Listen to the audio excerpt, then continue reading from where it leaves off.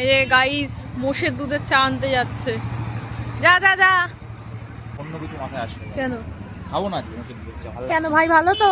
অন্য কিছু ট্রাই করবো, চল এটা নে চল।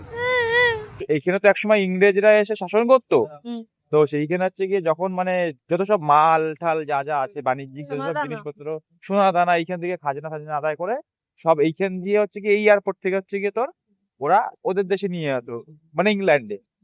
আর তারপরে এইখানটা তো এখন বন্ধ হয়ে গেছে, এয়ারপোর্ট এয়ারপোর্ট কিছুই নেই। ঘটনাটা কিন্তু কোনোটাই কাল্পনিক নয়, যারা আশেপাশে থাকো তারা তো জানো এই এয়ারপোর্টের ব্যাপারে।